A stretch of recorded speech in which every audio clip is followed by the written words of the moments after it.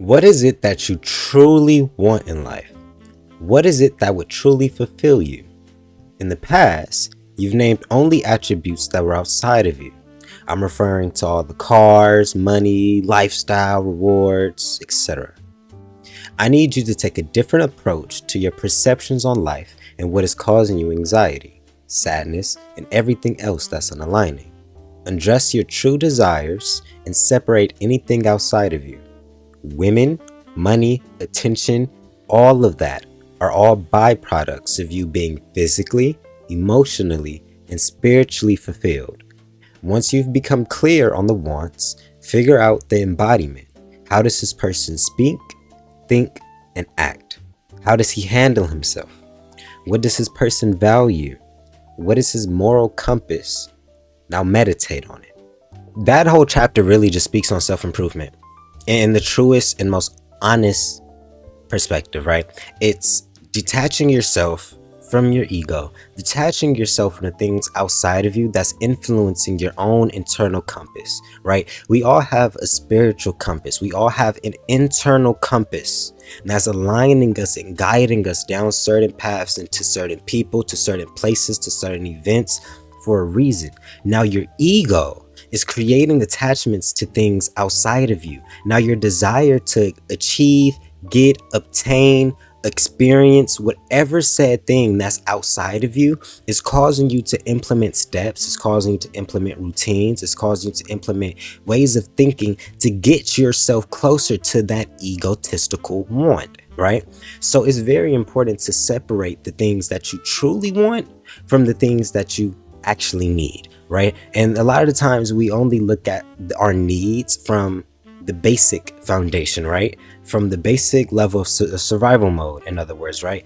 Food, shelter, water, right?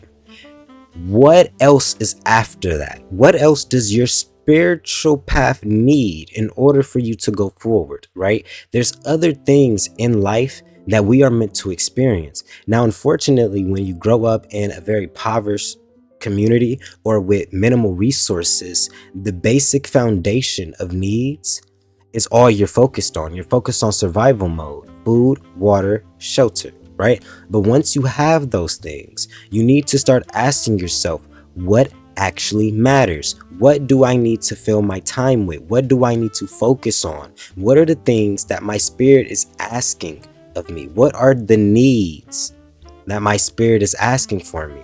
And then execute your life through that energy. You know, once you get out of survival mode, like a lot of rappers, a lot of, mental health people, there's just a lot of people will tell you getting out of survival mode changes a lot of stuff.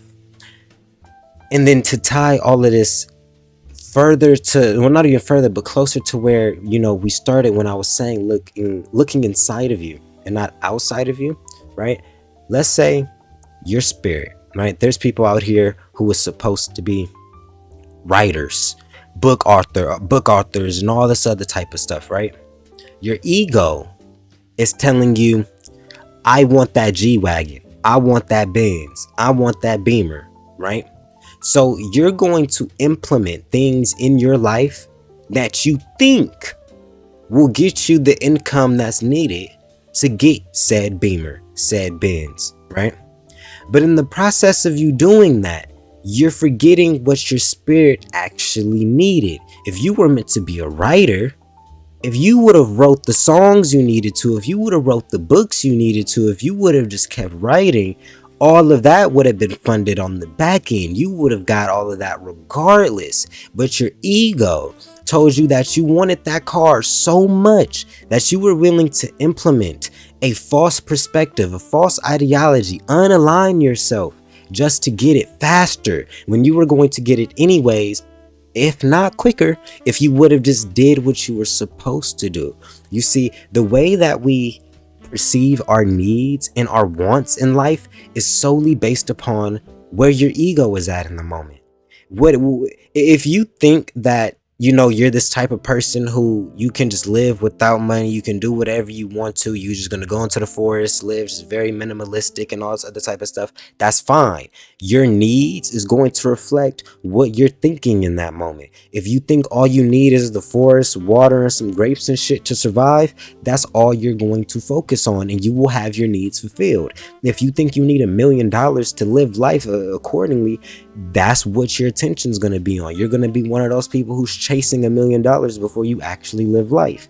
It's all based upon where your ego is at in that moment, and there is no right or wrong answer to this. We're all at different levels of elevation in what we think that we need. All of our literally our whole life is sculpted around our ego. What you truly think matters. It's crazy. I heard this interview, and it was like, if a fire was put on your head, you would do everything in your power in that moment to put that fire out. It doesn't matter if it was putting your head in the sewer water, dumping your head in the toilet with shit in it. You would put your head in that water.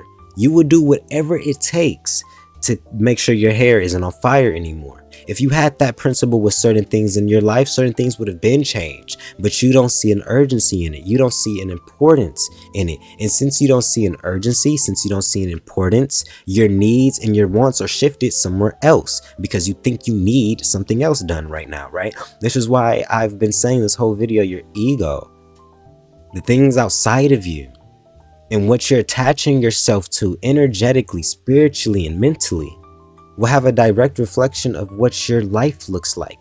If you think something is okay, it will be okay. Your attention isn't right there. That's not a need. That's not a want, because that's already handled. But if it's not handled and you view that as a need, you're going to live your life based upon acquiring that need. So it's very important that we raise our frequency, we raise our perspective, we raise our levels of thinking and our awareness, and we align ourselves with the things that we actually need, and be, people always say be realistic. I also heard this term, nothing was realistic until it was done. This camera wasn't realistic, this video wasn't realistic, talking probably wasn't realistic at a certain point in time till somebody started learning how to use our vocal cords and invented a language. Nothing was realistic. So I want you guys to get that headspace. I want you guys to just eliminate that word entirely, because that word within itself is going to block you from doing things that you probably need to, that would probably propel you further into the life that God is literally asking for you to do. But you're allowing too many, once again, outside societal standards, perspectives, and objects deter you from what the fuck you were supposed to do in this life. But like I just want to end this off with saying I love you.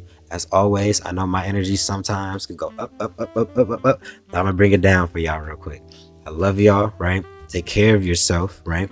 Eliminate the things outside of you that you think you need, and focus on loving yourself. Focus on taking care of your body. Focus on taking care of your mind, your emotions, your spiritual alignment.